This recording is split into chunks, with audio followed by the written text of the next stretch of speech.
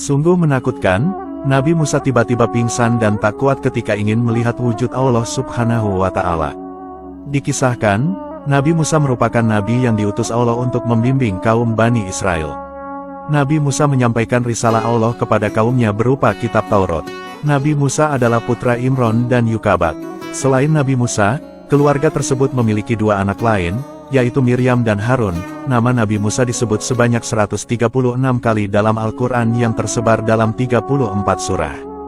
Nabi Musa adalah keturunan Nabi Ishak dari jalur Nabi Yakub, kemudian Nabi Yusuf.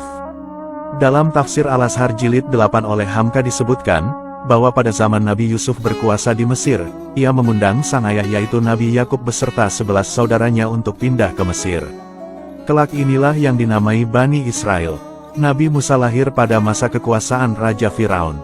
Dan semasa hidupnya, Nabi Musa harus menghadapi kezoliman Raja Firaun sang penguasa Mesir. Mukjizat dari Allah membuat Nabi Musa mampu membelah lautan hingga akhirnya menenggelamkan Firaun bersama para pengikutnya. Setelah semua kejadian dihadapi Nabi Musa, beliau pernah berdoa kepada Allah untuk menampakkan dirinya. Namun setelah itu, kejadian dahsyat dialami Nabi Musa ketika Allah merespon doanya. Dalam Al-Quran Surat Al-A'raf dijelaskan, pernah suatu ketika Nabi Musa meninggalkan kaumnya, dan meminta saudaranya yakni Nabi Harun untuk memimpin Bani Israel. Nabi Musa kemudian naik ke sebuah gunung yang bernama Gunung Sinai. Setelah menyempurnakan 40 hari 40 malam dengan berpuasa dan beribadah di gunung tersebut, Allah kemudian berfirman dan menurunkan kitab Taurat kepada beliau. Dan tatkala Musa datang untuk munajat dengan kami pada waktu yang telah kami tentukan, dan Tuhannya telah berfirman langsung kepadanya, bertanyalah Musa, ya Tuhanku, tampakkanlah dirimu kepadaku agar aku dapat melihat kepada engkau. Quran Surat Al-A'raf ayat 143. Peristiwa itu tentunya di luar nalar.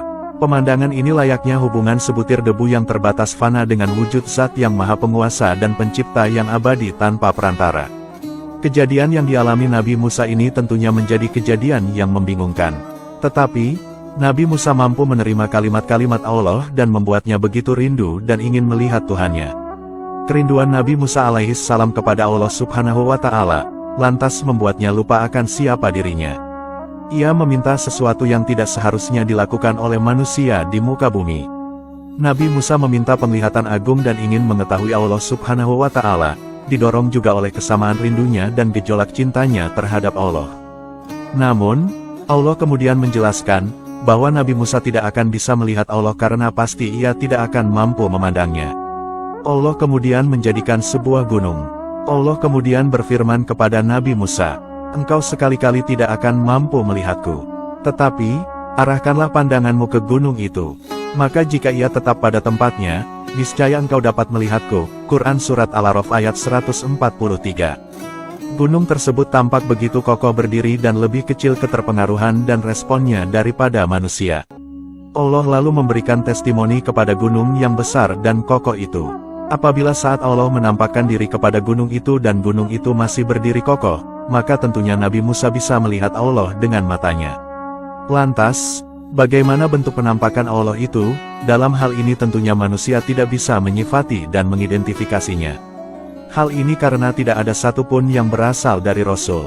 Al-Quranul Karim sendiri juga tidak mengatakan apapun. Tetapi, apa gerangan yang terjadi ketika Allah menampakkan diri kepada gunung itu? Allah Subhanahu wa Ta'ala berfirman, tatkala Tuhannya menampakkan diri kepada gunung itu, dijadikannya gunung itu hancur luluh. Quran Surat Al-A'raf ayat 143. Kejadian itu sungguh luar biasa, di mana gunung tersebut kemudian hancur berantakan dan rata dengan tanah. Nabi Musa yang menyaksikan kehancuran gunung itu lantas tidak kuat dan langsung jatuh pingsan. Saat itu, Nabi Musa benar-benar merasa takut sekali karena telah lancang meminta sebuah permintaan di luar nalar manusia. Nabi Musa menyadari batas kemampuannya sebagai manusia bahwa ia telah melakukan permintaan di luar batas atau melebihi batas. Maha suci dan maha tinggi Allah yang tak mungkin manusia dapat melihatnya dengan mata telanjang. Setelah Nabi Musa sadar dari pingsannya, Nabi Musa kemudian bertaubat dan memohon ampun atas permintaannya yang melebihi batas. Selain kisah tadi, Nabi Musa dikenal juga Nabi yang memiliki banyak sekali mukjizat yang luar biasa. Di antara mukjizat beliau yaitu tangan yang bisa memancarkan cahaya. Dikisahkan, Tangan Nabi Musa yang bercahaya bermula ketika tangan beliau dikempitkan ke ketiak lalu dikeluarkannya. Mendadak tangannya bercahaya sampai menyilaukan mata Raja Firaun. Karena tidak kuat, Firaun memintanya untuk menyembunyikan tangannya. Namun kala itu, Nabi Musa malah difitnah sebagai tukang sihir dengan tujuan memecah belah umat. Allah pun memberikan mukjizat padanya berupa tangan bercahaya. Allah mengabadikan peristiwa ini pada beberapa ayat dalam Al-Quran. Mukjizat Nabi Musa selanjutnya adalah angin topan penyebab paceklik. Dikisahkan, pada zaman Nabi Musa pernah terjadi paceklik panjang yang memicu kelaparan. Allah menurunkan angin topan yang memicu hal tersebut karena perbuatan Firaun yang sudah melampaui batas dalam menentangnya. Lalu, di saat badai itu berhenti, justru masyarakat kala itu kembali melalaikan Allah dan kembali menjadi sombong lagi. Mukjizat Nabi Musa selanjutnya adalah memukul tongkat untuk mengeluarkan air. Dikisahkan, suatu hari Nabi Musa memohon kepada Allah untuk memberikan sumber air bagi kaumnya. Lalu, Allah memerintah Nabi Musa untuk memukul batu menggunakan tongkatnya. Setelah memilih batu dan memukulnya, keluar sebanyak 12 sumber mata air yang mencukupi kebutuhan tiap-tiap suku dari kaumnya. Semoga kisah ini bermanfaat. Wallahu a'lamu bishawab.